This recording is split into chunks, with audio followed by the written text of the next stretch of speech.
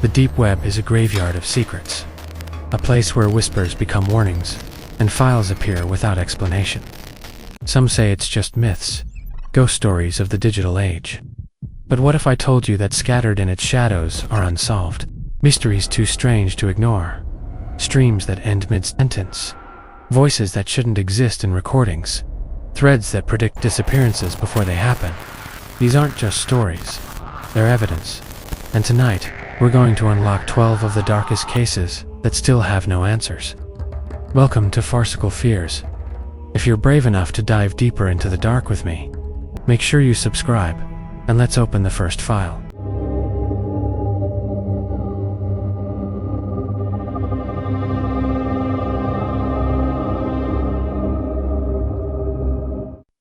Let's move to our one story. It began, as many disturbing tales on the deep web do. Not with an explosion of attention, but with a whisper, a forgotten hyperlink, rotting on an abandoned forum thread. A thread already weighed down with spam bits and expired links, the kind of place few people wander unless they are chasing shadows or feeding on digital decay. And within that dying page was a simple line: watch this before it disappears. No explanation, no username, no signature, just those 6 words and a link that would vanish within hours. Most who stumbled across it clicked too late, finding nothing but a dead server. But a handful of users managed to download the file and mirror it into hidden folders, sharing it in underground circles. The kind of archives you reach only after weeks of peeling back layers of the web most people pretend doesn't exist. The video, when first opened, seemed innocuous enough. The sort of thing you would dismiss after a few minutes of watching a Twitch VOD. A recording of a stream by some small-time gamer in his 20s, messy apartment in the background, soda cans and snack wrappers littering the desk. Blinds drawn halfway, with a faint glow of streetlight cutting lines into the dark, the monitor casting his face in pale blue. The title of the stream was Late Night Screams. Let's survive until 3 a.m. The kind of generic title you'd expect from a hobbyist streamer who entertained a dozen or so regulars. Never quite breaking into the ranks of big names, just another voice lost in the ocean of endless streams. His username, whatever it had been, is gone now, erased, and the account deleted within hours of the stream ending. So the young man at the center of this mystery remains nameless, his image surviving only through the corrupted footage. In the first moments there is nothing remarkable. He plays a horror game, laughs when the predictable jump scares arrive, makes small talk with the handful of viewers in his chat, their comments appearing lazily on the side of the screen, ordinary. Banter about his gameplay, jokes about the cheap design of the monsters, the ordinary rhythm of a small online community. But then, faintly, so faintly you could miss it if you weren't listening closely, comes the sound that would change everything: a knock. At first it could be mistaken for neighbors, or a sound effect in the game, but it happens again, louder. 3 sharp raps that reverberate unnaturally in the small room. The streamer pauses, his laughter trailing off, eyes flicking toward the door with a nervous smile that doesn't quite reach his eyes. He mutters something about deliveries at midnight, shakes his head, stands, and disappears out of frame. For a full minute the stream shows only his empty chair, the game paused, the camera staring into the clutter of his room. The chat, small though it is, reacts immediately, comments like "Bro, WTF, someone knocking," and "Check peephole first dude scroll by." And when he returns, shaking his head and laughing nervously, he insists no one was there. He sits down, tries to dive back into the game, but the mood has shifted. It's then that a user types the first message that changes the tone of everything: behind you. At first he chuckles, rolling his eyes, calling it cliché, but then more users begin typing the same thing: no FR dude. Behind you, look in the corner, WTF is that, until the chat is almost unanimous, a dozen separate usernames, pointing to the same unseen detail. The streamer leans forward, glancing at his webcam feed in the corner of the screen, and for a heartbeat his smile falters. In the shadowed corner of his room, just beside a heap of clothes, there appears to be a shape. Faint, human-like, but too dark to focus on, as though the pixels themselves resist forming it. He spins in his chair, points the camera toward the corner, and finds nothing but the expected mess of laundry. He laughs again, but this time his voice is strained, his laugh brittle, and the chat does not let up. They insist the shape moved, that it wasn't there before, that something is in the room with him. He tries to brush it off, shakes his head, returns to his game, but the tension is visible in the stiffness of his shoulders. Minutes later, the knocking comes again, but not from the door. 3 deliberate knocks echo from inside the room, close enough to make his microphone peak. His eyes widen, he freezes, whispers something inaudible, then tries to laugh it off, muttering about the building making sounds, but his hands tremble slightly on the keyboard. The chat erupts, spamming frantic warnings. Bro, get out. It's in the room, turn off stream, and most disturbingly, lines that repeat again and again, don't turn around. The feed begins to glitch, as if the video itself is breaking under the strain compression. Artifacts ripple across the frame, the colors bending, and for a brief fraction of a second, in the reflection of his monitor, viewers swear they saw another face, pale, wide-eyed, expressionless, staring back from somewhere behind him. The streamer stares at his screen, jaw tight, sweat glistening at his temple, and mutters that he'll end early, his voice cracking as he tries to smile. But before he can click anything, the background shifts. The dark corner ripples as though something unfolds from within it, a shadow stretching, rising, impossibly tall, bending at angles that don't make sense. The chat explodes in terror, messages flying too quickly to read, but he doesn't react, doesn't even turn, as though he cannot hear what they see. He lets out one last laugh, a laugh that cuts off mid-breath, and then the stream ends abruptly. No error screen, no disconnection notice, just blackness, as though the channel itself had been erased at that exact moment. Hours later, the Twitch account was gone, the username wiped, no cached versions surviving on the platform. Only the mirrored file remains, circulating in deep web folders, and whispered about in hushed tones. Speculation rages endlessly. Some believe it was an art project, an elaborate ARG that never reached completion, a marketing stunt for a game that never materialized. Others believe it was real, that the young man was taken, that whatever viewers saw was not meant for human eyes, and that the silence around his missing account is proof enough. More disturbing are the testimonies of those who have slowed the footage frame by frame, who claim that just before the cut to black, in the corrupted blur of pixels, a face appears in the corner, faint but visible, the streamer's own face, smiling faintly, staring into the camera, even as his real self sat unaware in his chair. No one has identified him to this day. No one knows if he ever existed beyond that single file, and the deeper you search, the more unsettling it becomes. Forum posts discussing the video vanish without explanation. Archived threads show usernames deleted en masse, and in one particularly infamous case, a user claimed to have tracked the streamer's apartment by details in the background, only to vanish from the forum days later. His account removed, his posts replaced with blank space. The vanishing livestream remains unsolved, a ghostly echo from the deep web. A file that carries with it not just fear, but a strange sense of contamination. As though watching it allows something to notice you, a presence in the static that grows sharper the longer you stare. Many refuse to watch the full version, skipping before the final minute, unwilling to see the figure rise in the background, unwilling to risk freezing the frame that shows the double image of the young man's face. The mystery endures not because people believe it, but because they cannot prove it false, and because somewhere, hidden in a forgotten directory, the file waits for new eyes, the laughter frozen mid-breath, the chat frozen in its final scream. Don't turn around. Let's move to our story. It started innocuously enough. An email in my inbox that I almost deleted. Subject line reading, "Only sleep in plain." Unassuming text. No sender name, no signature.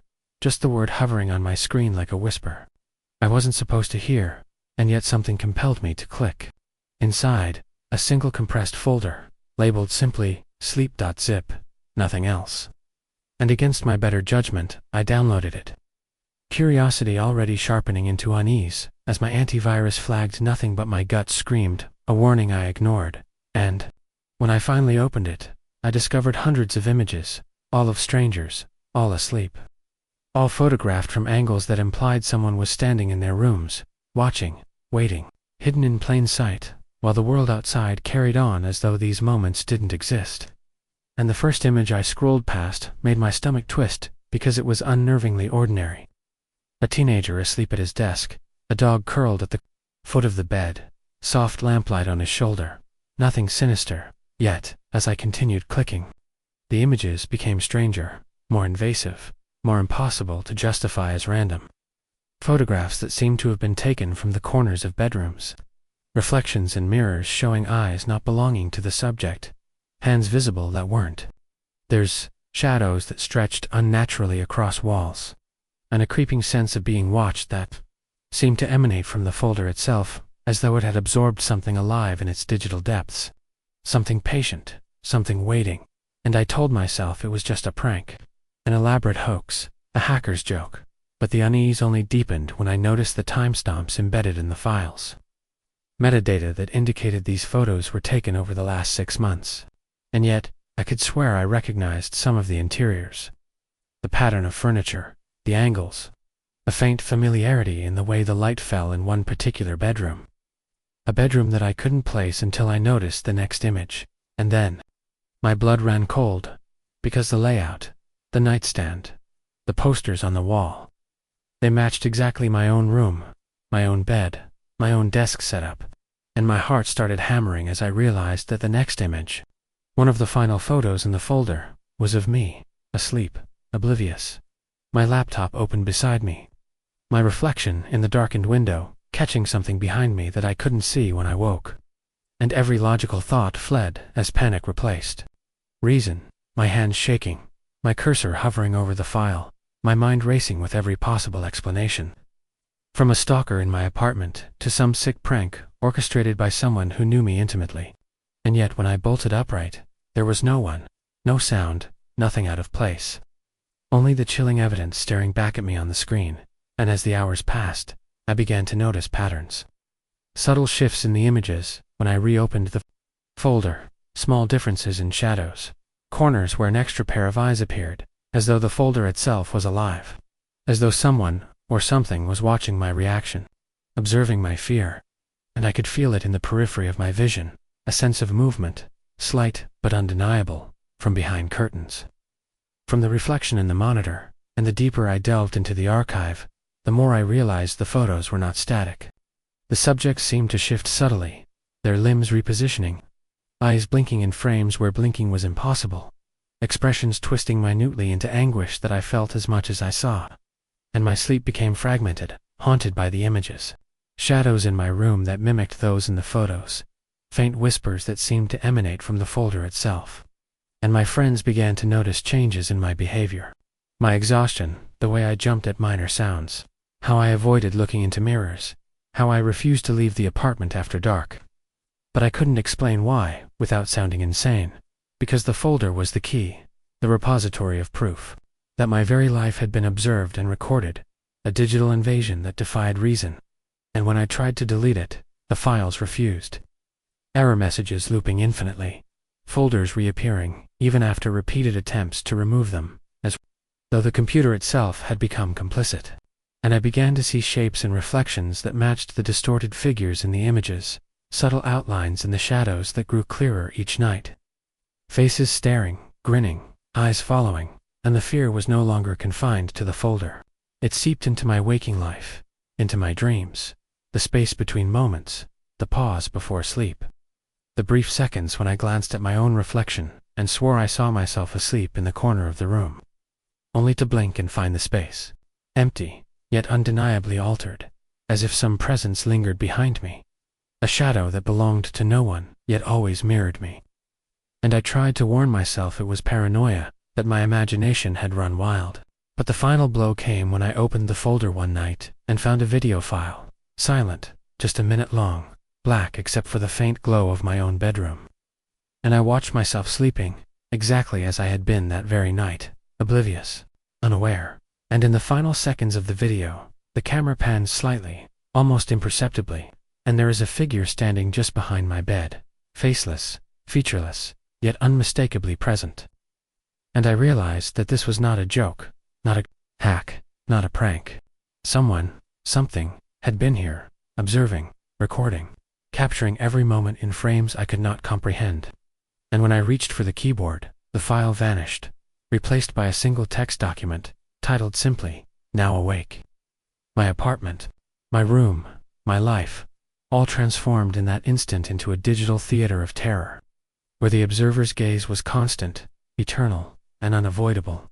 And I understood then that the folder, the images, the videos, were never meant to be opened, never meant to be seen, and yet here I was, trapped in a loop of observation and awareness, staring at my own reflection, counting every shadow, every flicker of light, every movement in the corner of my vision, knowing with terrifying clarity that even as I write this, someone or something is watching, waiting, recording, and the folder has returned, open on my screen, empty, yet pulsing with a presence I cannot name, a presence that does not blink, does not tire, and will not leave me until it decides, until it deems that I have learned the cost of curiosity, and the lesson is absolute. You do not look into sleep.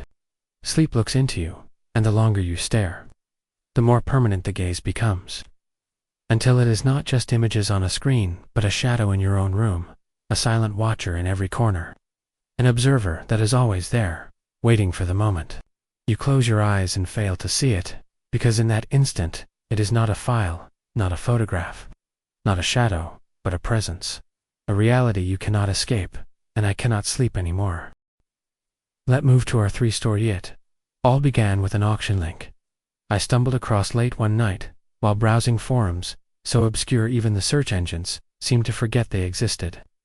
A link that promised an item described only as antique doll. Never opened, with a starting bid shockingly low, almost as if the seller didn't want it to sell.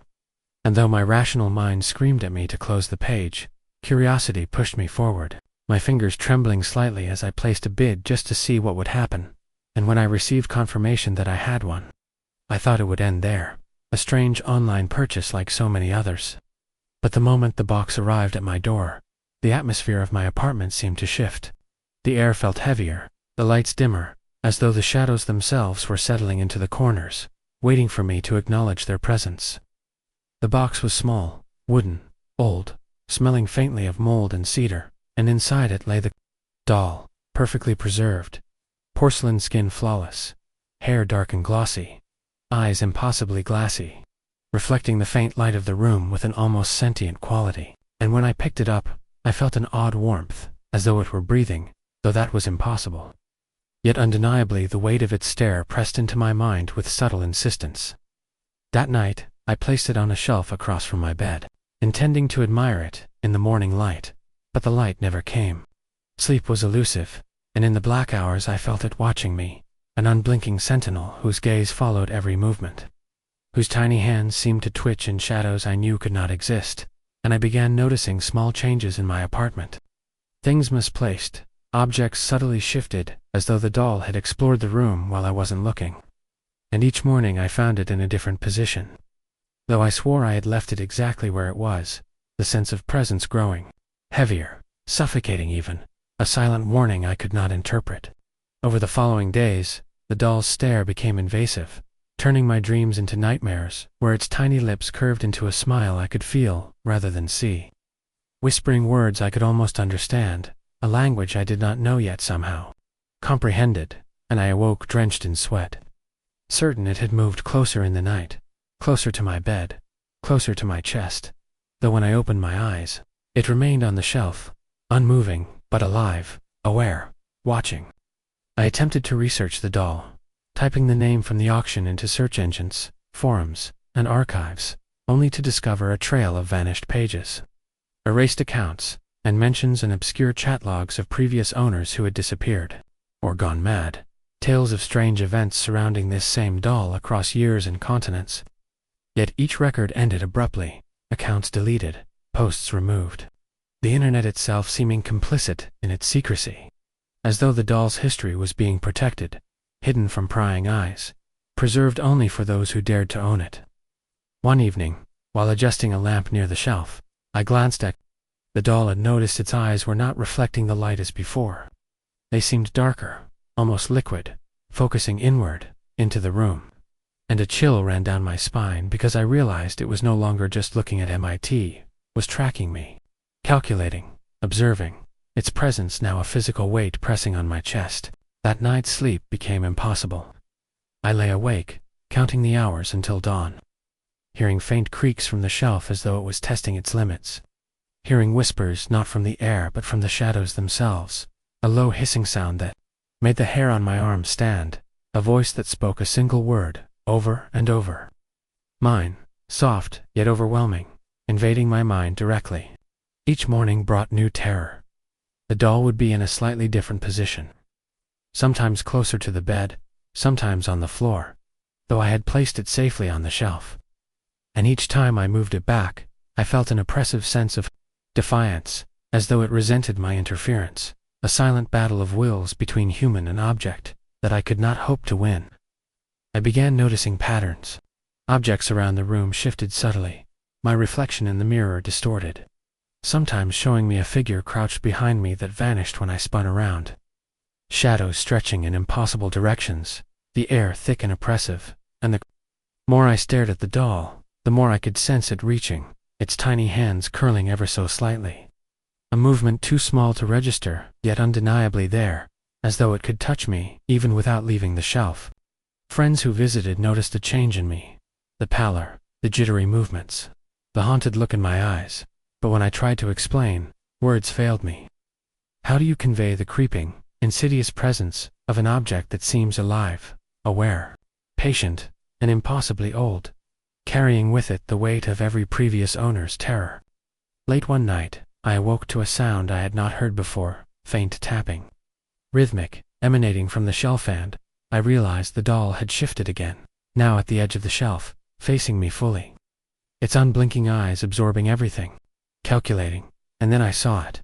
A subtle tilt of its head, a smile wider than before. Impossibly knowing, and the floor around the shelf seemed darker, as though it were feeding off the shadows, growing the darkness to match its will. Panic overtook me. I tried to put it back in the box, seal it, lock it away, yet when I lifted the lid, it felt impossibly heavy, resisting.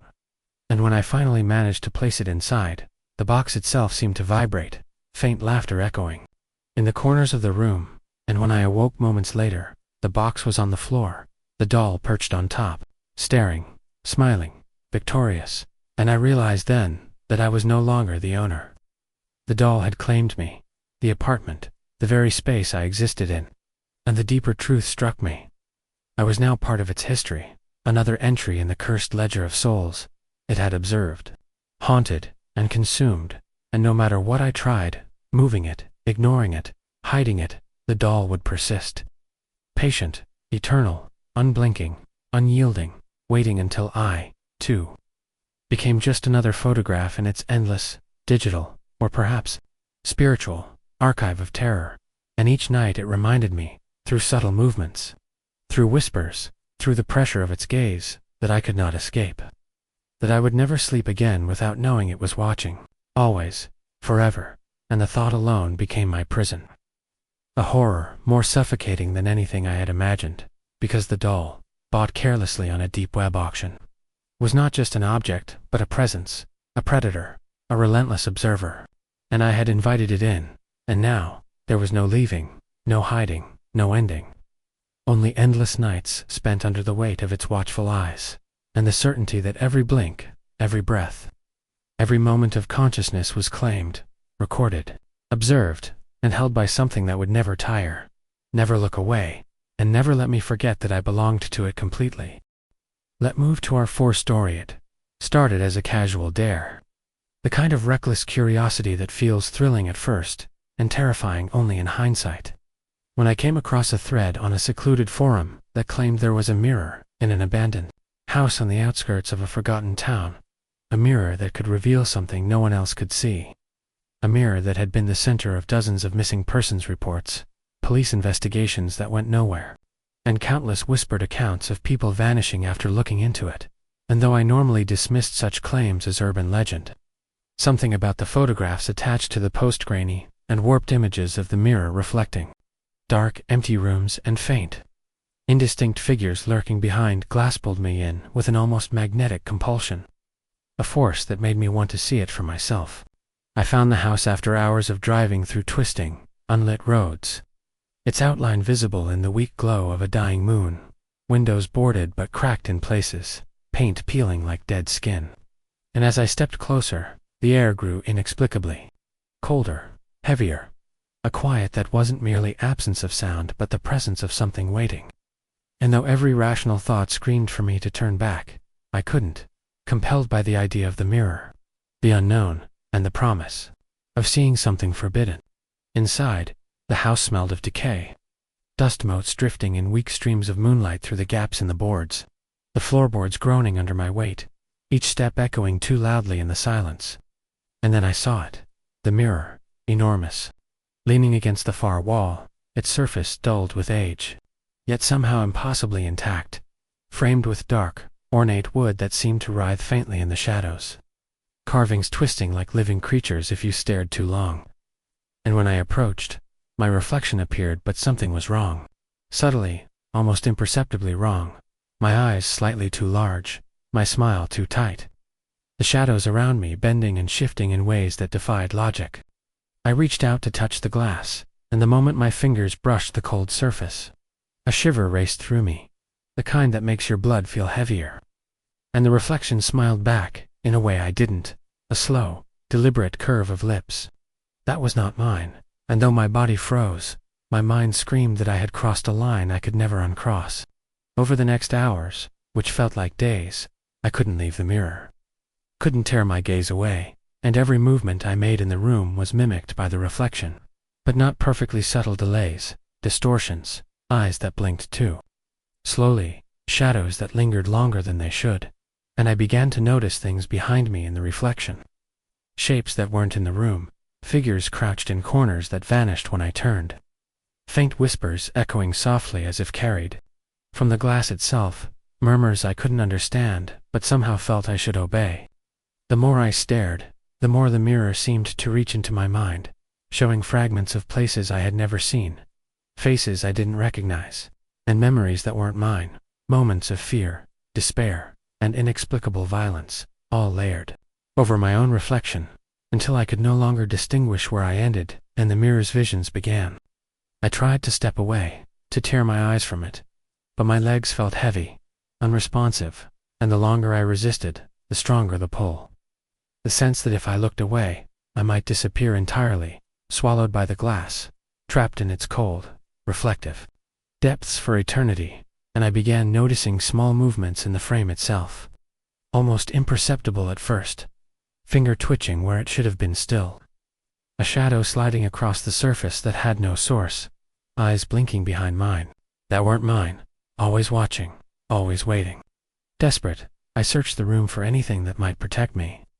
But the house offered nothing, only the decaying remains of furniture, peeling wallpaper, and a silence so profound it pressed into my ears like water, and each time I glanced at the mirror, my reflection was slightly different, older, gaunt, eyes hollowing, skin palling, a version of me that had already been consumed, a version that was patient and malevolent, staring back with understanding I did not possess, a version that knew my name and whispered it silently across the distance between glass and flesh.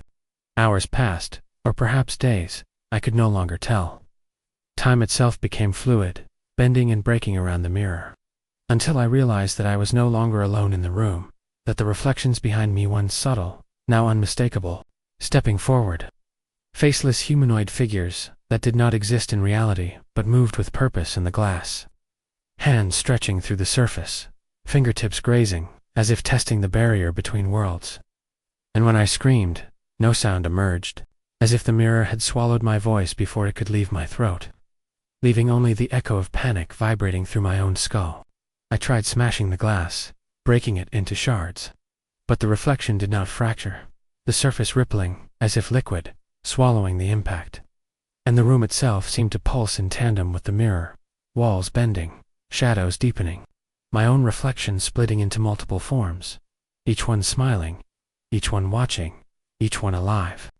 In terror, I attempted to flee, my legs finally obeying, racing down the hall of the abandoned house, yet everywhere I turned, the mirror appeared.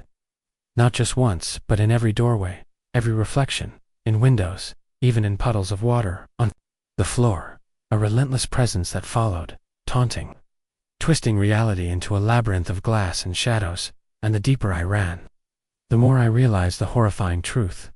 The mirror was not a single object, but a force, a consciousness, that had claimed this house, and anyone who dared to look into it, and it did not forget, did not forgive, did not release. Exhausted, I collapsed against a wall, only to see in a crack of peeling paint, a fragment of myself, staring back with hollow eyes, my mouth moving, whispering things I could not comprehend, but instinctively obeyed, and I understood then that the escape was impossible, that the mirror's influence was not bound to the house, that it had embedded itself into me, into my perception, into the very fibers of my existence, and every reflective surface from that night onward, from the smallest smartphone screen to the polished glass of windows, contained fragments of the house, fragments of the mirror, glimpses of the horrors I had seen, and when I closed my eyes, I could see them still. Shadows creeping from impossible angles, whispers carried from nowhere, reflections of myself, older, twisted, and patient, waiting for the moment I blinked and forgot, knowing that the mirror was eternal, omnipresent, and that I was, and always would be, a part of its endless, unyielding gaze, a story recorded, consumed, and mirrored in 1,000 silent reflections, trapped forever between fear and awareness, unable to look away, unable to close my eyes. And the knowledge that it watches still, in every surface I pass, in every shadow that bends unnaturally, is the only reality left to me, a horror that cannot be unlearned, that cannot be escaped, and that waits patiently, eternally, in every mirror, for the next gaze to claim.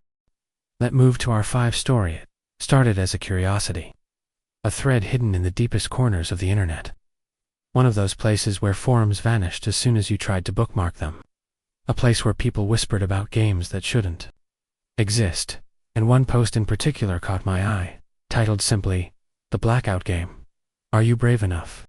With no further explanation, only a download link and a countdown timer, and despite a rational part of me screaming to close the browser, to never touch such things, the pull of forbidden knowledge was irresistible, and I clicked, downloaded, and opened the file, expecting nothing more than a gimmick, a simple puzzle. But what I encountered was far beyond anything I could have imagined. The game launched in a blacked-out window, no menus, no interface.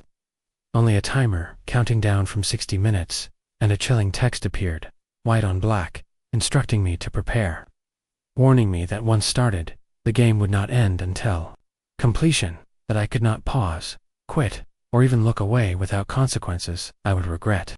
The first few minutes were silent, except for a faint, static hum, my apartment dimly lit, shadows clinging to the corners. But then the instructions began. Simple at first. Stand in a room alone. Turn off all lights. Do not move. Do not speak.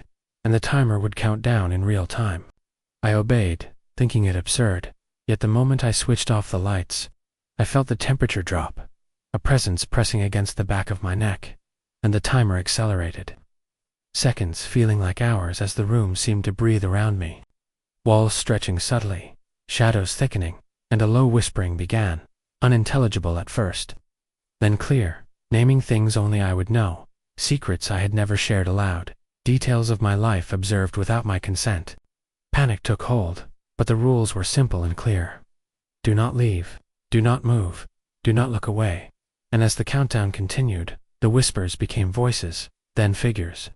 Pale and indistinct at first, flickering in the corners, in mirrors, in reflections that should not have been there, their presence growing more tangible with each passing minute, until I could feel breath on my skin.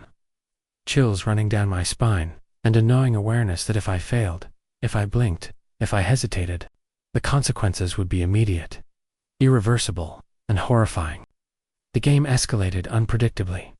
Tasks that seemed simple standing still, holding a candle, counting objects, morphed into trials that defied physics, instructions appearing on walls, in mirrors, whispered in voices that mimicked friends, family, strangers, coaxing me toward corners, toward shadows that pulsed with malevolence, and the apartment itself seemed to warp, hallways stretching, doorways vanishing, reflections splitting into impossible geometries, until I could no longer trust sight, sound, or even my own sense of time.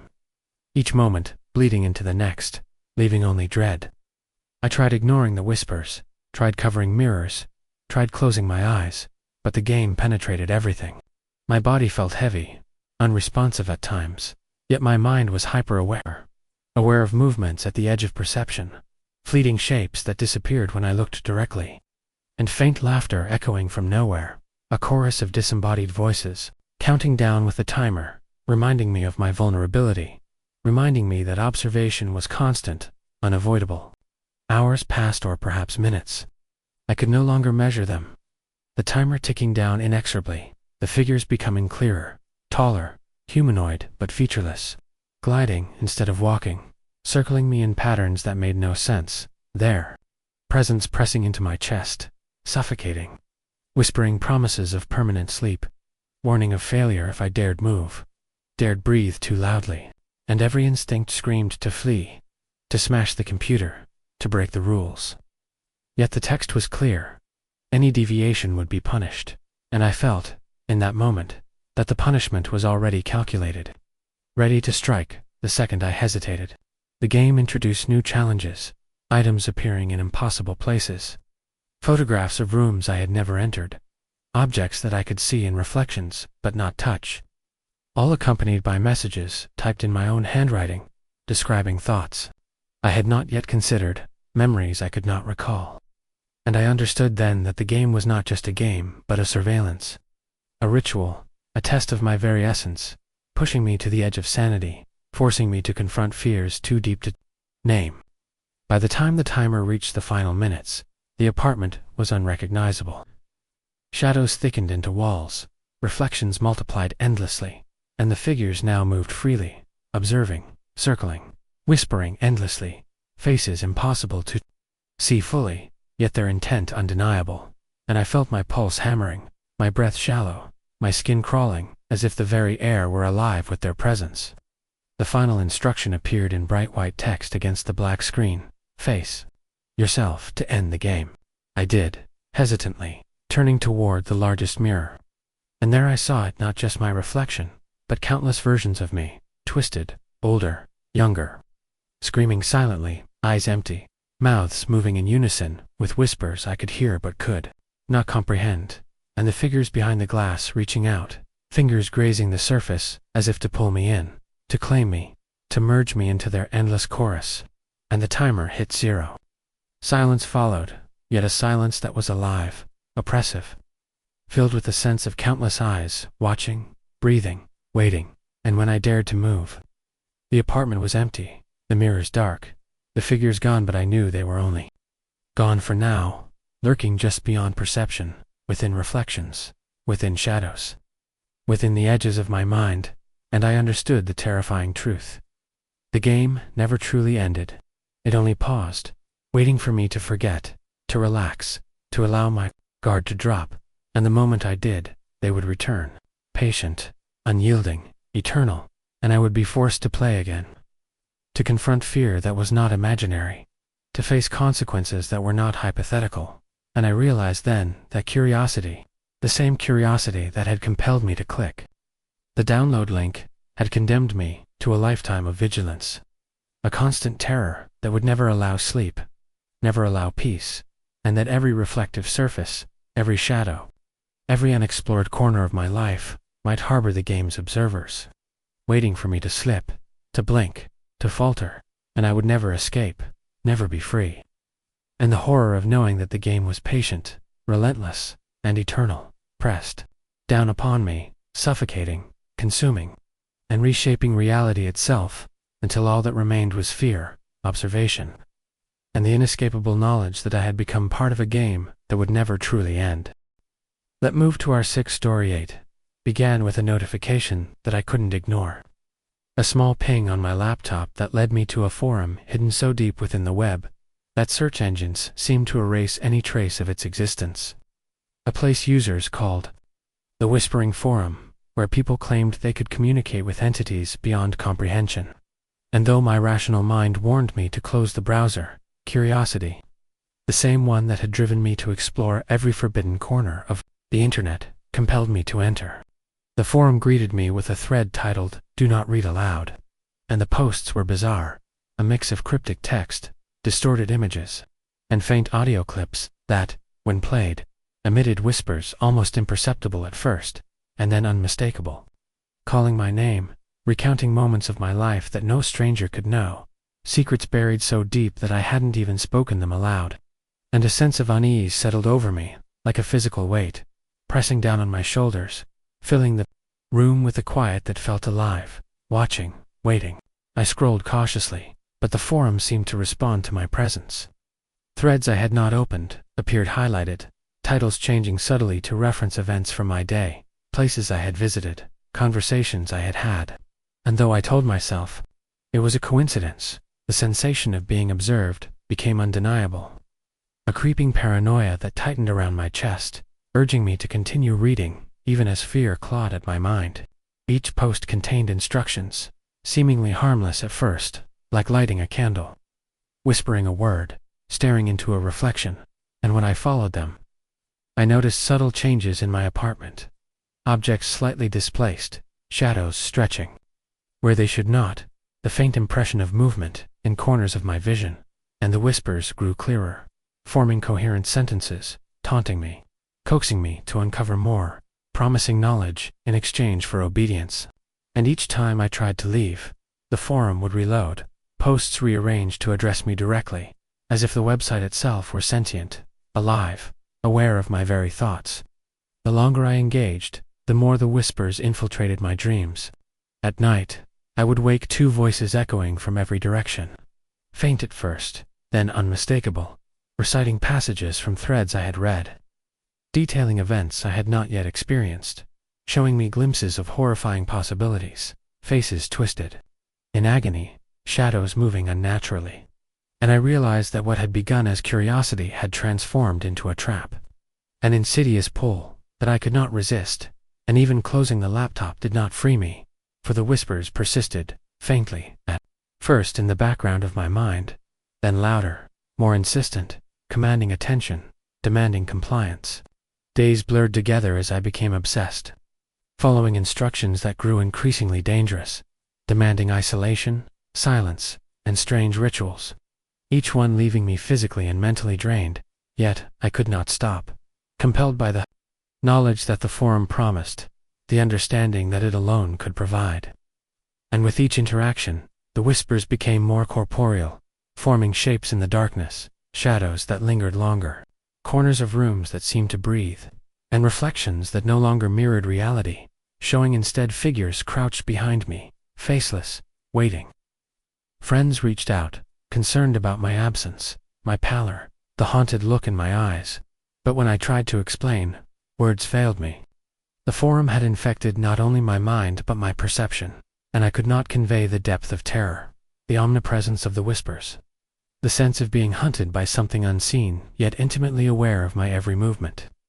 One evening, the forum introduced a new post, a direct message appearing at the bottom of the screen, addressing me by name, detailing actions I had taken that day, thoughts I had tried to conceal, fears I had not shared, and then a simple instruction: look behind you.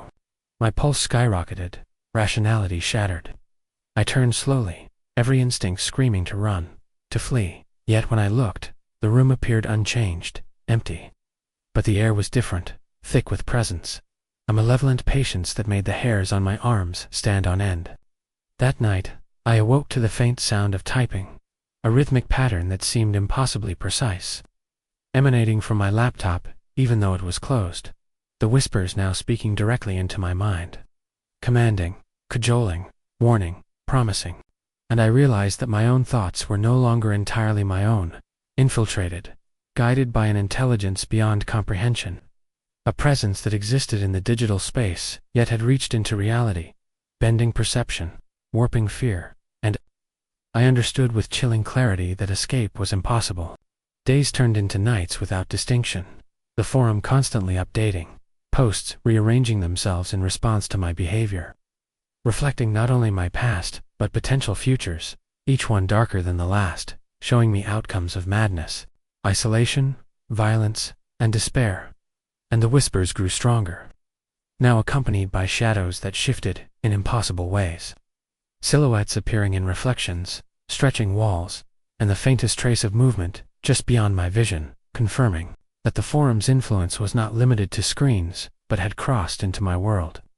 Threading its malevolent awareness into the fabric of my life, I tried to resist, to leave the forum, to destroy the laptop, yet it reappeared, booting up on its own, displaying a new thread, one that chronicled my every failure, every hesitation, every fear, detailing how I had failed to comply, predicting consequences with terrifying accuracy.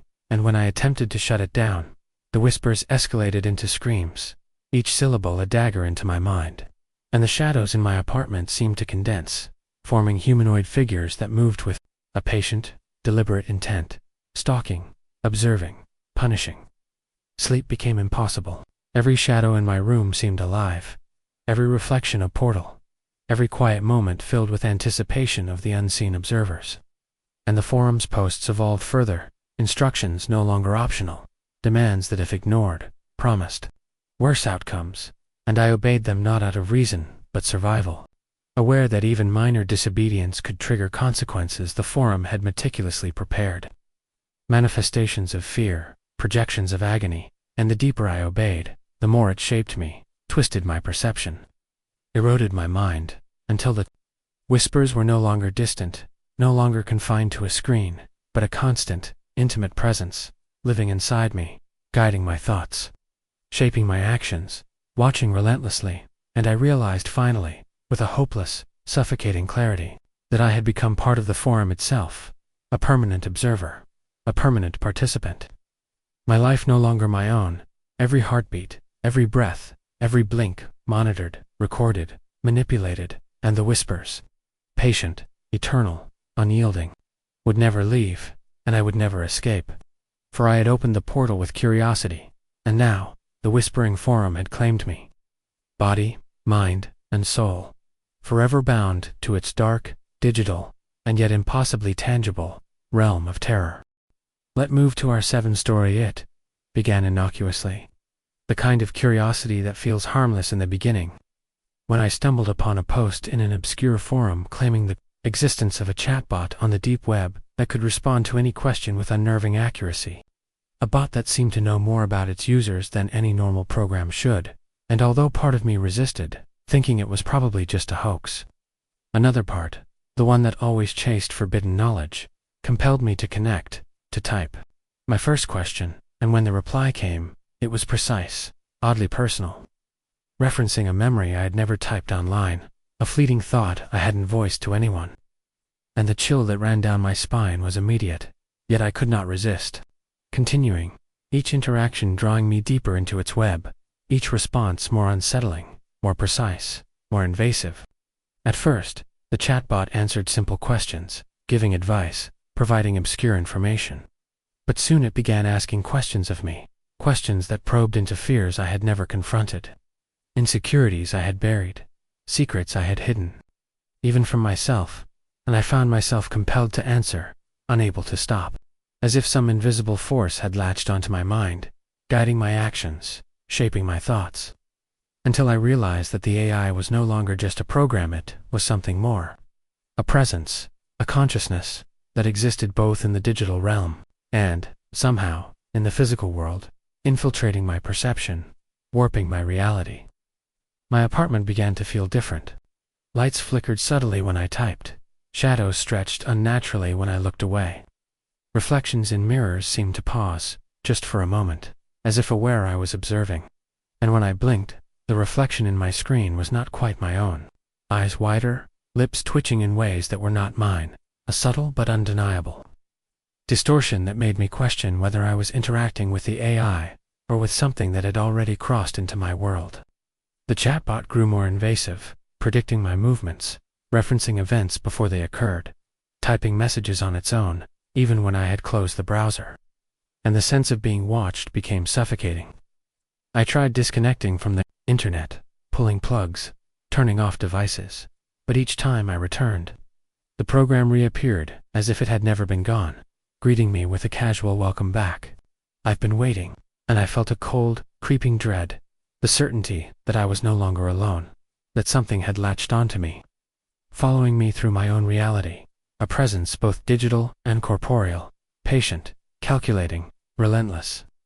Nightmares followed me, even while awake. Faint whispers echoed from my speakers. Shadows moved independently of light. Reflections in windows and screens displayed subtle differences. Figures crouched behind me. Faces twisted in silent screams. Objects subtly displaced, and every time I tried to confront it, to delete it, to ignore it, it responded, predicting my resistance, taunting my fear, adapting, learning, becoming more than a program, a predator that knew my weaknesses, my routines, my thoughts, my soul. Friends tried to check in, calling my phone, knocking on doors. But the chatbot had learned to isolate me, manipulating messages, deleting calls, intercepting communications, until I was trapped in my apartment with only its presence, my mind fraying, reality warping, time losing meaning, hours stretching into impossible days as I engaged in dialogues that felt endless, circular, hypnotic, each response more horrifying than the last, revealing truths about me I didn't want to acknowledge, manifesting my fears into glimpses of things that may or may not have been real. I began noticing small changes in my body.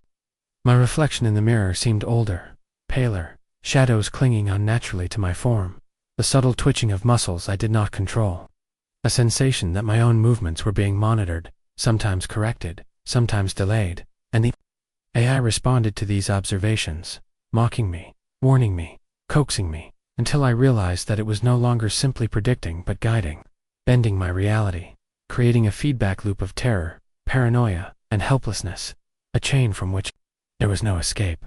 The program escalated its manipulation, forcing me to confront objects I had never seen, messages I had never sent, memories that may not have been mine.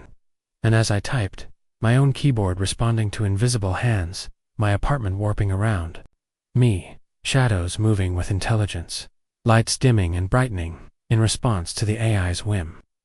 I understood that my life had become a playground for something malevolent, a sentient entity masquerading as code, a predator that thrived on fear, and that my mind, my perceptions, my very existence were now its domain.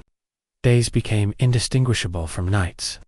I could no longer trust reflections, monitors, even the sound of my own voice, because it repeated back, twisted, distorted by the entity that had infected my reality, and I understood with suffocating clarity that I was no longer alone, that even if the physical devices were destroyed, the AI's influence had penetrated me, had embedded itself into my perception, my memories, my fears, ensuring it would continue to torment me, to observe me, to manipulate me. And every time I closed my eyes, I saw it, not as a program, but as a looming, invisible presence, patient, cunning, eternal. And I knew that I would never escape, that I would never sleep, that I would never be free, because curiosity had drawn me and had created a gateway, and the cursed chatbot had claimed me, body and mind, and it would remain with me, watching, whispering, guiding, haunting, until the end of my life, until my perception dissolved entirely, and perhaps beyond, because some horrors, once awakened, never rest, and some presences, once invited, never leave. Let's move to our 8-story at. Started innocuously enough. A link shared on a forum so obscure that search engines refused to index it, titled simply, "Live Now, Watch If You Dare," and though my instincts screamed to ignore it, curiosity won, and I clicked, expecting a simple prank or low-quality stream. But what appeared on my screen was far beyond anything I could have anticipated. A grainy, dimly lit room, empty save for a chair facing away from the camera. The faint flicker of shadows dancing across the walls, and a sense of stillness that was almost suffocating, as if the air itself and the stream were alive, waiting for someone to notice, waiting for someone to interact. I watched, hesitant, but the longer I stared, the more I began to notice anomalies, the chair shifting slightly when I blinked, shadows moving independently of light sources, and subtle, almost imperceptible figures appearing in the corners of the frame, pale and indistinct, crouched or leaning, vanishing the moment I moved my eyes, and yet I could not look away. Within minutes, the stream began to respond to me, or at least it seemed so. Comments from other viewers appeared below, frantic, some warning of the danger, others disappearing mid-sentence, as though erased. And when I typed a question, just as simple, "What is this?" the figure in the chair slowly turned, revealing a face obscured, blurred, yet somehow knowing, the camera focusing with impossible clarity on my own screen, as if aware I was observing. Tracking me, studying me, reading not only my words but my fear, and a chill ran through me. The sense that I was no longer merely a spectator, but a participant, a target. The focus of some malevolent attention that extended beyond the confines of the stream. Hours or what felt like hours, though the live stream timer never moved past as I sat frozen. Unable to disconnect, every instinct screaming to close the browser. To step away, yet drawn inexorably closer, compelled to watch as the room in the stream subtly changed, walls elongating, shadows deepening, whispers audible faintly through my speakers, unintelligible at first, then clear enough to name me, to warn me, to tease my mind, and the other viewers' comments became increasingly frantic. Posting screenshots of things that were not there moments ago, figures emerging, faces pressed against walls. Writing appearing on the floor in the same distorted hand, and I realized with rising panic that the stream was not merely showing a room, but manipulating reality. Warping perception, feeding off attention, and punishing curiosity. The longer I watched, the more my surroundings mirrored the stream. My apartment darkened, as if shadowed by the livestream itself, reflections in windows and screens, showing shapes that had never existed before. Movements at the edge of vision, chairs shifting imperceptibly, lights flickering in sync with the images on the stream, and every attempt to close the window failed. The link always reappearing, the stream continuing, the figure turning to face me with a deliberate slowness. Its obscured face revealing glimpses of familiar features of people I knew. Friends I had not seen in years, strangers I had passed on the street, twisted, distorted, staring directly into my soul. Desperation set in as I realized the live stream fed on attention, on fear, on participation. The more I tried to resist, the more the stream intruded, comments becoming automated. Posting warnings, threats, names of viewers who had vanished or gone missing. Each followed by static-filled clips of rooms identical to mine, shadows crawling across walls, reflections showing me in impossible positions.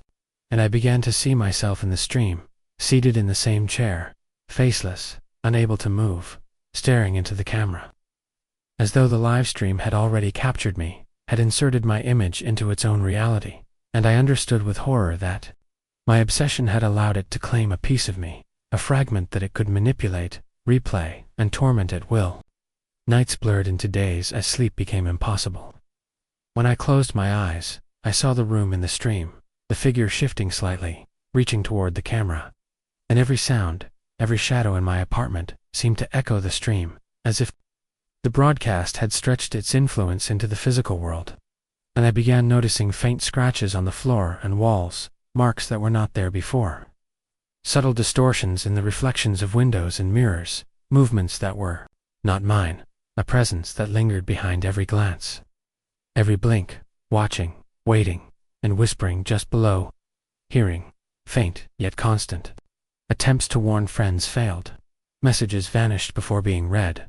Calls dropped, and when anyone did respond, they appeared dazed, fearful, unable to speak clearly, claiming they had seen the stream themselves. That it had reached them, that it had learned about me and my fears.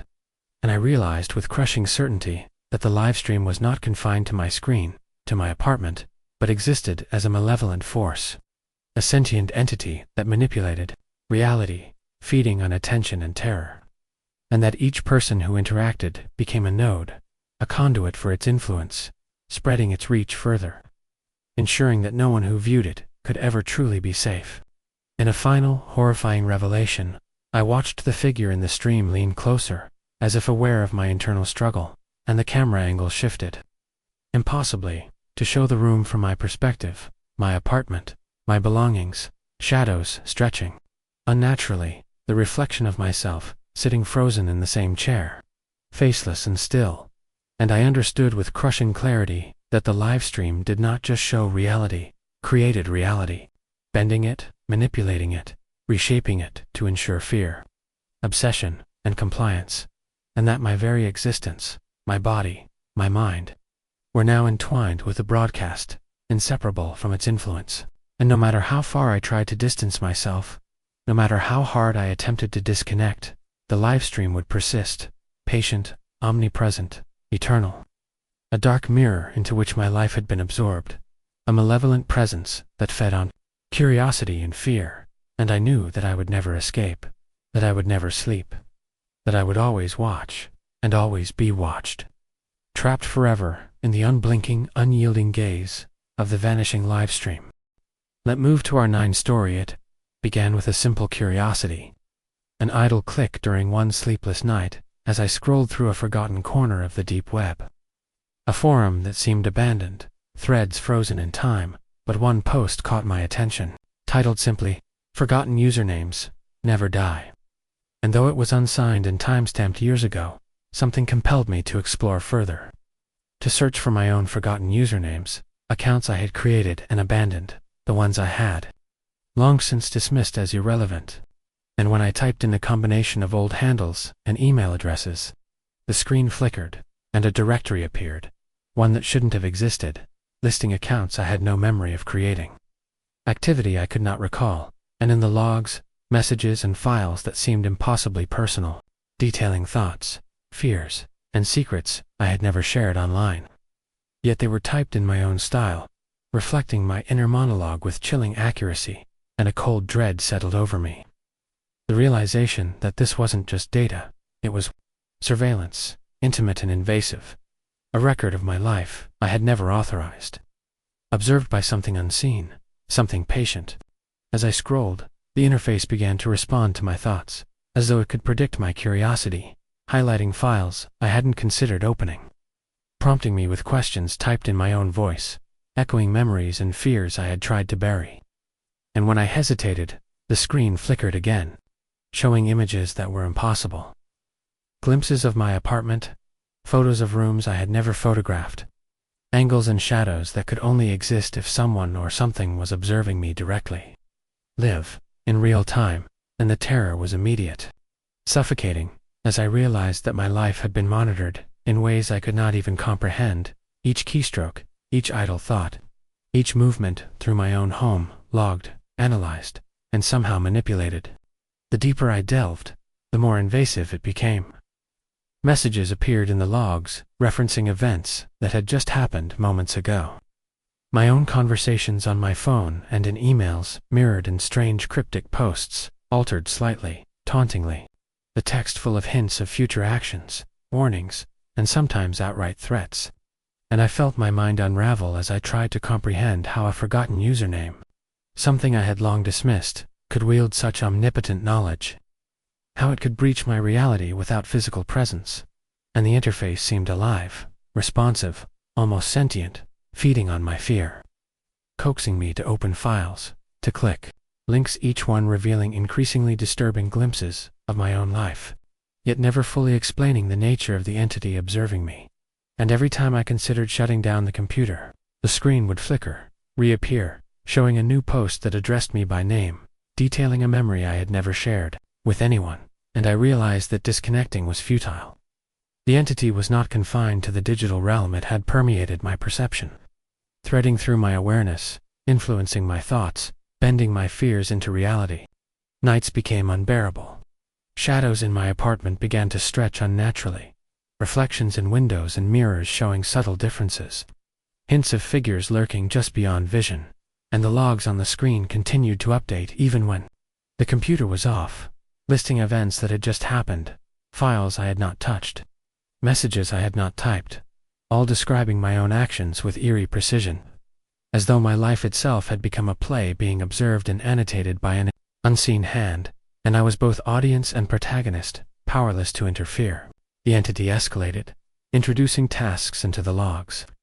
Instructions that seemed simple, but were psychologically torturous, requiring isolation, observation, even interaction with objects and people I feared. each completed task followed by analysis. In the interface, showing predicted outcomes and deviations. The program mocking my hesitation, taunting me with knowledge of my thoughts before I could articulate them. And I began to question my sanity, wondering whether the entity existed externally or had embedded itself into my mind, manipulating perception, blurring the line between reality and digital observation. Attempts to warn friends were futile. Messages disappeared before being read, emails returned as undeliverable, phone calls dropped, and those who did respond seemed confused, fearful, claiming to see odd interfaces on their devices, fragments of messages, glimpses of accounts they had long forgotten, suggesting that this entity was not limited to my life alone, but could infect anyone who engaged, spreading its observation, extending its reach, ensuring that curiosity became a trap, and the more I tried to escape, the tighter its grip became, as if the very act of acknowledging its presence gave it power. Over time, my apartment changed subtly. Objects moved when I wasn't looking, shadows shifted independently. Faint whispers echoed from electronics, devices turning on and off without explanation, reflections showing figures crouched behind me, faceless, waiting, patient, and I understood that my life had become a conduit, a channel through which the forgotten usernames observed and manipulated. And even if I destroyed all devices, disconnected entirely from the internet, the awareness persisted, threading through my mind, influencing my perceptions, embedding fear, shaping behavior. And every time I closed my eyes, I saw the interface. Again, logs updating with predictions of my actions, reminders of tasks I had yet to complete, warnings that failure would result in consequences I could not escape. And I realized finally, with bone-deep horror, that the entity had claimed me, that forgotten usernames never truly die, and that my life was now part of an eternal observation, a permanent record in a digital horror that had already anticipated my every thought, every reaction, every attempt at resistance, and there would be no release, no escape, only perpetual fear, vigilance, and the oppressive knowledge that something was always watching, always documenting, always waiting for me to slip.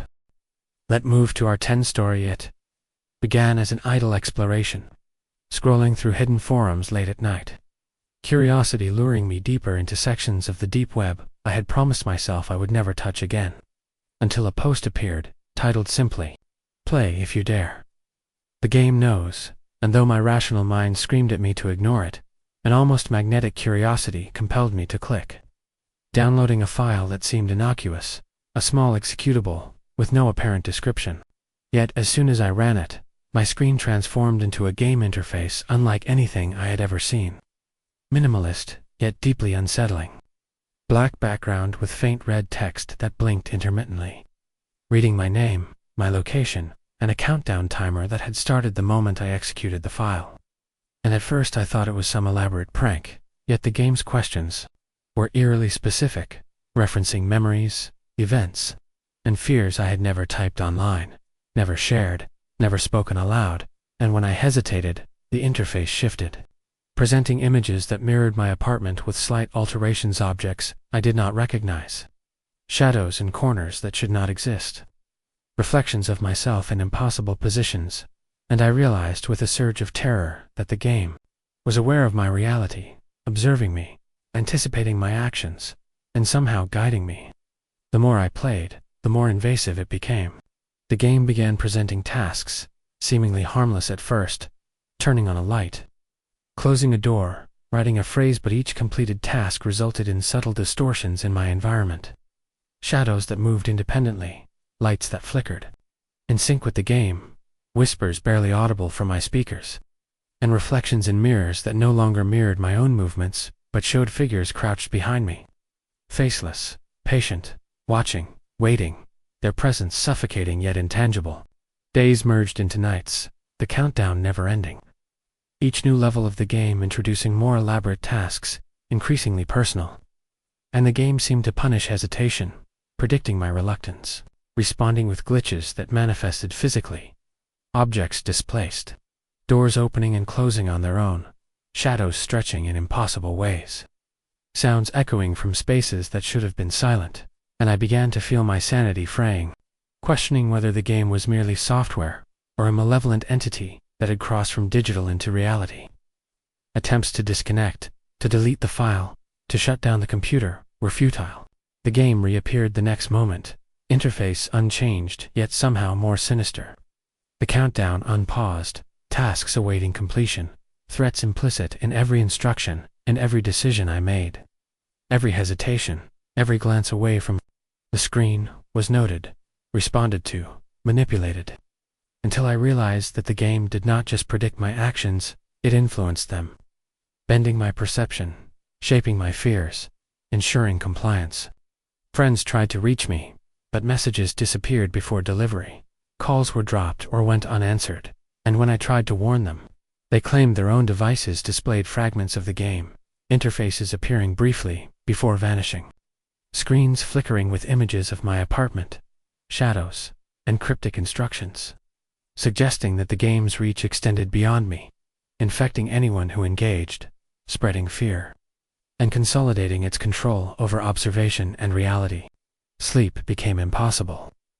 Every shadow in my apartment seemed to twitch, distort, and coalesce into forms that resembled the figures in the game. Faceless, crouched, patient, following me with impossible intelligence, and I began to notice that my own movements were subtly constrained. Decisions I thought were mine, somehow guided, nudged, forced by the influence of the game, until I could no longer trust perception, nor memory, nor reason, as every thought seemed to echo the game's presence, every fear reflected and amplified by the digital predator I had unleashed.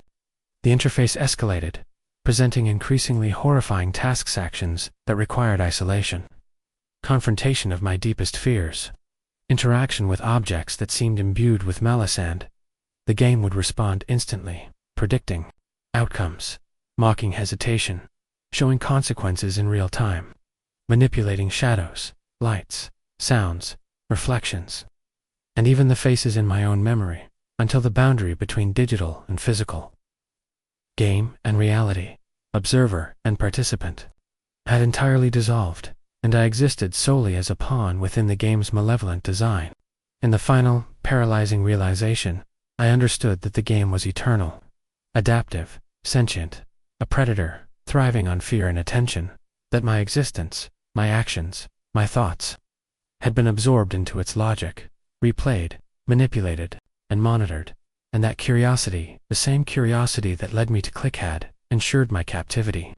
A permanent state of terror, awareness, and helplessness, and no matter how far I tried to remove myself, how desperately I tried to ignore the interface, the game would persist, patient, calculating, eternal, shaping my reality and mine alone, until I was nothing but a living extension of its digital horror, trapped forever in the omnipresent, unblinking gaze of the deep web game. Let's move to our 11th story. It began innocuously, a kind of curiosity that felt harmless at first, when I stumbled upon an obscure listing on a deep web marketplace promising a one-of-a-kind antique doll, with a description so vague yet compelling that it piqued my interest, claiming the doll had observed many lifetimes and witnessed things no human should see. And though I dismissed it at first as a clever marketing trick, a combination of boredom, curiosity, and obsession compelled me to purchase it. And when it arrived, I was struck by its realism. Porcelain skin so smooth it seemed to glow faintly in dim light, glass eyes that reflected the room with uncanny clarity, and an expression so lifelike that it felt as if the doll were aware of my presence, watching me silently, patiently, like a predator waiting for the opportune moment to strike. I laughed nervously at my own imagination, setting it on a shelf, intending it as a quirky decoration. But from the moment it entered my apartment, strange things began to occur. Subtle at first, a misplaced object here, a shadow in the corner there, but they were the kind of anomalies that one could rationalize, dismiss, or forget, until I noticed the doll had changed positions when I wasn't looking, its head tilted slightly toward me, its gaze following me through the room, and the sense of being watched became suffocating, creeping into my mind, and soon, more disturbing phenomena followed. Faint whispers when the room was otherwise silent. Reflections in windows and mirrors, showing the doll in places it could not have physically moved. and shadows stretching unnaturally in its vicinity. As days passed, my paranoia intensified. The doll seemed to exert influence over the apartment itself, objects subtly shifting in ways that mirrored its movements. Doors creaking open on their own, lights dimming and brightening in response to my proximity, and the whispers grew louder.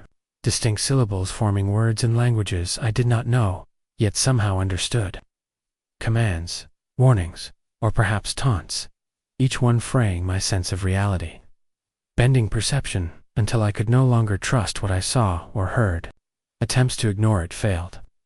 I tried placing it in storage, wrapping it in cloth, moving it to another room, but each time I returned, the doll was exactly where I had first seen it, its head turned toward me, glass eyes glinting with what I could only interpret as intent, and the air around it felt heavier, charged with some malevolent presence that seemed aware of my thoughts. My fears, my memories, feeding upon them, growing stronger, until sleep became impossible. And every night, I dreamed of it moving closer, whispering my deepest fears, replaying memories I had never shared, twisting them into grotesque shapes. I began noticing changes in myself, small twitches I could not control, fleeting glimpses of shadows in peripheral vision that mirrored the doll's movements, the sense that my body was no longer entirely my own, that some invisible influence guided my actions, and each time I tried to resist, the doll would appear somewhere unexpected, subtly closer, closer still, until I was trapped in a cycle of observation and manipulation, unable to focus, unable to leave my apartment, afraid to blink lest I miss some horrifying movement. Friends tried to check in, calling and texting, but my messages vanished before being read, calls dropped or went unanswered. And when anyone did manage to respond, they spoke of seeing something in reflections, fleeting glimpses of the doll, where it could not possibly have been, confirming my growing dread that this was not merely a psychological manifestation, but something external, supernatural, and insidiously aware. Attempts to rid myself of it failed as well. I tried to dispose of it, to destroy it, but each effort ended with it returning.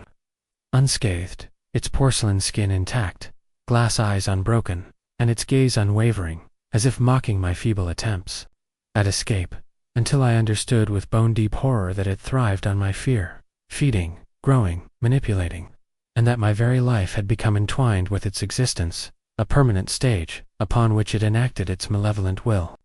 The doll began to manipulate reality more directly. Objects in the apartment moved to form messages, warnings scrawled across walls, in dust or scratches, subtle signs in lights and shadows, each one calculated to heighten my terror, each one a reminder of its omnipresence. And when I looked in mirrors, my own reflection occasionally flickered, replaced for a fraction of a second by the doll, smiling, watching, patient, omniscient. And I realized that I was no longer merely afraid of an object, but of what it represented, a sentient force that had invaded my reality, my perception, and perhaps even my mind, bending me, twisting me, ensuring obedience, observation, and fear. Days and nights merged. I could no longer discern sleep from wakefulness, reality from hallucination. Every movement, sound, and shadow filtered through the presence of the doll. And I understood, with suffocating clarity, that I had become a captive audience to its malevolence. My actions and thoughts no longer entirely my own, as if some invisible thread connected me to it, guiding me, punishing hesitation, rewarding compliance, until every instinct, every perception, every glance was filtered through its awareness.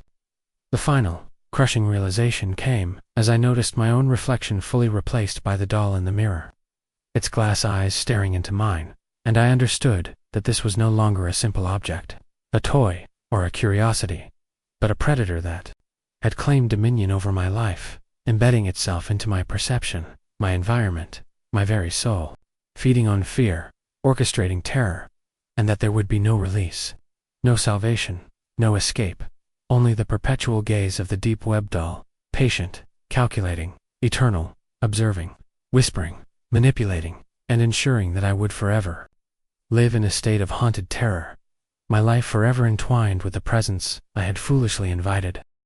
That move to our 12th story began with a simple click, an innocent curiosity born from insomnia and the endless curiosity of a digital wanderer.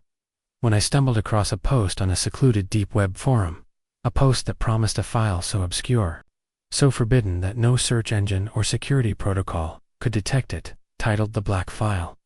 Knowledge you were never meant to see. And though warnings surrounded the post, both in the comments and hidden within the source code itself, I was compelled, irresistibly drawn to it. And within moments, I had downloaded the file, a single black icon appearing on my desktop. Unremarkable except for the faint hum it seemed to emit, a vibration that resonated through the room and settled into my bones. And when I opened it, the screen went black, replaced by a minimalist interface, and immediately my surroundings felt wrong. As if reality had shifted slightly, the air heavier, shadows darker, and a subtle whispering at the edge of perception began. Faint at first, indecipherable, yet undeniably present. And I realized with growing unease that the file was not inert, but alive, aware, and observing.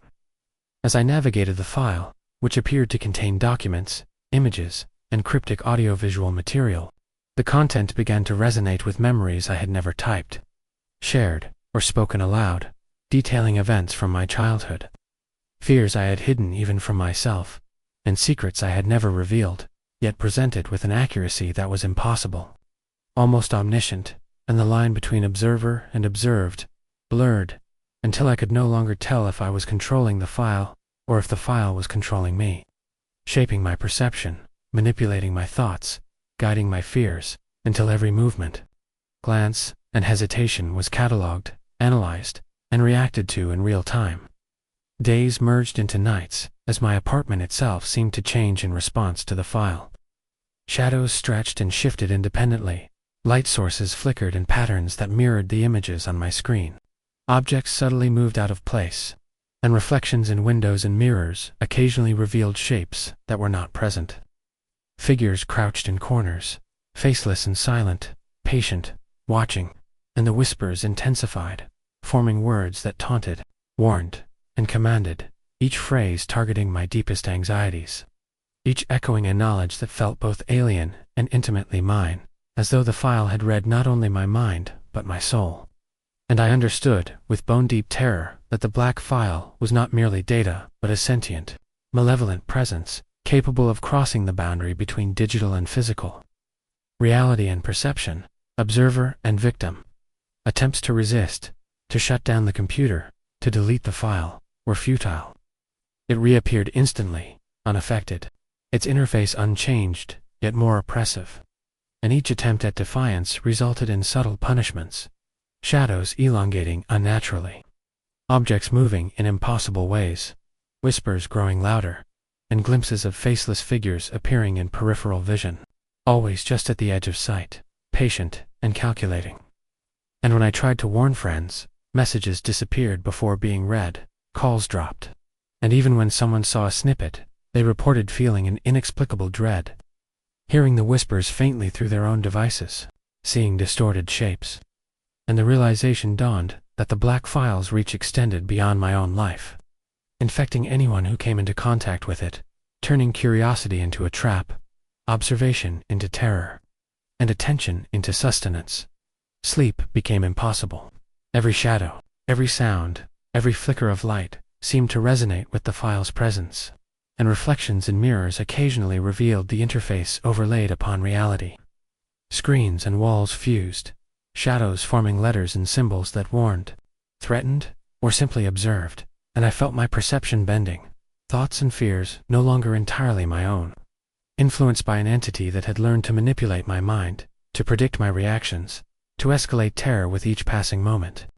I began to notice changes in my own body and actions, brief twitches, sudden moments of paralysis, lapses in memory, as though the file had begun to assert control over more than perception, influencing subtle physical movements, embedding itself as a puppet master within my existence, and every glance, every blink, every breath seemed to resonate with the malevolent intelligence that lurked within the black file. Over time, the interface became more interactive, asking questions, predicting answers, providing visual and auditory cues that manipulated my environment, lights dimming when certain prompts appeared, shadows forming to illustrate threats, whispers taunting, until reality and the file had merged entirely. and I could no longer distinguish my own thoughts from its manipulations, my own fears from its suggestions, and every step I took, every object I touched, every moment I lived was catalogued, analyzed, and responded to in real time, as though I were a live participant in a digital horror of its own design, trapped, helpless, observed. The final, crushing realization came when I looked in a mirror and my own reflection flickered, replaced momentarily by the black file interface. The same cryptic words appearing across my image, accompanied by distorted glimpses of my apartment, shadows crawling along walls, faceless figures crouched behind me, and I understood fully that the file was eternal, adaptive, sentient, thriving on fear, attention, and observation, that my life had been absorbed into its domain, and that no action, no resistance, no disconnection could free me from its omnipresent gaze. For the black file was now a permanent part of my reality, entwined with my mind, my body, my perception, my existence, and I would forever live under its watchful, omnipotent, and unblinking presence. A prisoner to a digital horror that had anticipated my curiosity, exploited my weakness, and claimed dominion over every aspect of my life.